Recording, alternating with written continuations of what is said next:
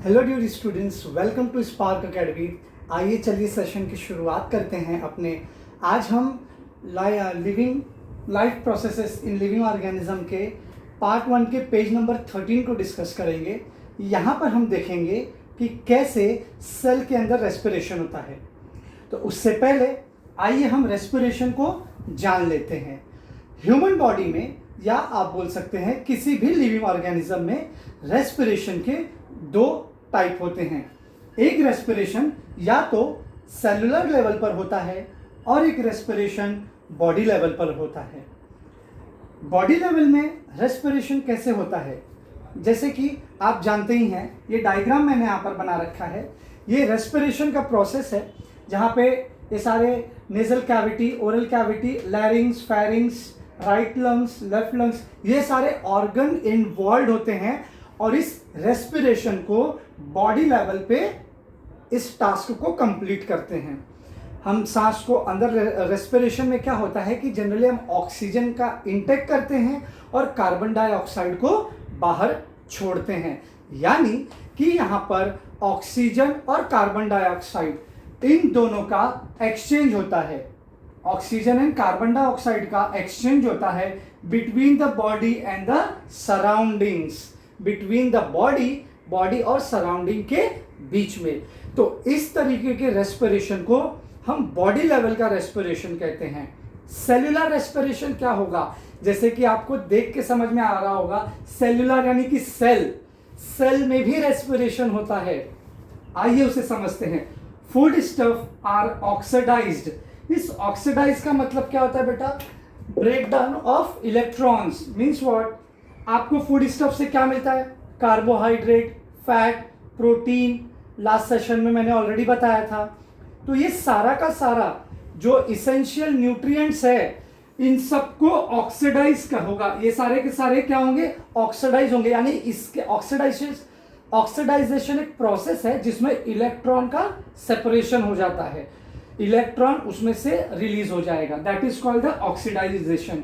यानी कि उन सारे फूड स्टफ का ऑक्सीडाइज होगा ईदर विथ और विदाउट हेल्प ऑफ ऑक्सीजन। या तो इस ऑक्सीडाइजेशन की प्रक्रिया को कंप्लीट करने के लिए सेल या तो ऑक्सीजन का इस्तेमाल करेगा या तो ऑक्सीजन का इस्तेमाल नहीं करेगा। अगर कोई भी सेल ऑक्सीजन का हेल्प लेके रेस्पिरेशन करेगा तो उस प्रोसेस को हम एरोबिक रेस्पिरेशन कहते हैं। और अगर सेल ने रेस्पिरेशन को बिना ऑक्सीजन के किया प्रोसेस को, तो हम उसे एनारोबिक रेस्पिरेशन कहते हैं। एनारोबिक रेस्पिरेशन जनरली बैक्टीरियाज में हमें देखने मिलता है। तो इस सेशन को हम आगे कंटिन्यू करते हैं। ओके स्टूडेंट, आगे बढ़ते हैं। 3 क्वेश्चन आपको दिए हैं उस एक्टिविटी पर, तो आप देख लीजिए। आइए इसको एक एक करके सॉल्व कर लेते हैं। पहला क्वेश्चन है, how many atoms of carbon, hydrogen and oxygen are present in the glucose molecule. यानी ग्लूकोज के एक मॉलिक्यूल में इन तीनों एटम के कितने कितने एटम्स प्रेजेंट होते हैं। तो एक ग्लूकोज बनने के लिए 6 कार्बन, 12 हाइड्रोजन और 6 ऑक्सीजन के मॉलिक्यूल की जरूरत पड़ती है। तो इसका केमिकल फॉर्मूला क्या हो जाएगा ग्लूकोज का? This is the chemical formula of the glucose. What is this? C6H12 and O6. Which type of chemical bond are present between all these atom? इन सारे एटम के बीच में कौन सी बॉन्ड होती है? देखो बच्चों, आपने कोवालेंट बॉन्ड सुना होगा। कोवालेंट बॉन्ड क्या होता है? जहां पे इलेक्ट्रॉन की शेयरिंग होती है, करेक्ट है। अच्छा, आपने डीएनए स्ट्रैंड देखा होगा। वहां पर सारे जितने भी नाइट्रोजन बेस पेयर हैं, एडेनाइन, गुआनिन, साइटोसिन, सारे आपस में एक बॉन्ड से कनेक्ट होते हैं। वो कौन से बॉन्ड होते हैं? उस बॉन्ड का नाम है ग्लाइकोसिडिक बॉन्ड। तो इनमें बेटा ये ग्लाइकोसिडिक बॉन्ड होता है। इसमें इलेक्ट्रॉन की शेयरिंग होती नहीं है ना, इसलिए यहां पर ग्लाइकोसिडिक बॉन्ड होता है। आप इसको एग्जाम्पल के तौर पे अपना डीएनए रिकॉल करने के लिए याद रखना कि डीएनए में ग्लाइकोसिडिक बॉन्ड होता है, वही बॉन्ड इन सारे एटम्स में भी होता है।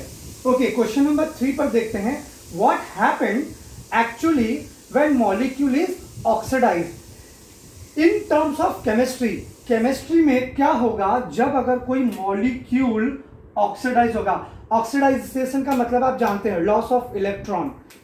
इन केमिस्ट्री के टर्म में आप ये बोल सकते हो, ऑक्सीडाइजेशन का मतलब होता है एडिशन ऑफ ऑक्सीजन। आपने तो ये पढ़ा होगा ना, एडिशन ऑफ ऑक्सीजन एंड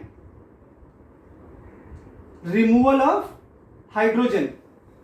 मान लो अगर मैं एग्जांपल आपको दूं कि अगर कार्बन एक मॉलिक्यूल है, इसमें ऑक्सीजन मॉलिक्यूल क्या होगा, ऐड होगा, तो क्या बन जाएगा, CO2, यानी कि यहां पर ऑक्सीजन ऐड हो रहा है। That is called the oxidation.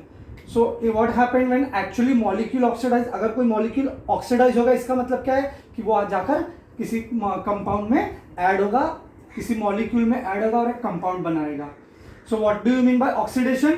Addition of oxygen and removal of hydrogen. बढ़ते अपने नेक्स्ट। सो आज के सेशन के लिए बच्चों इतना ही, मिलते हैं अपने नेक्स्ट सेशन में।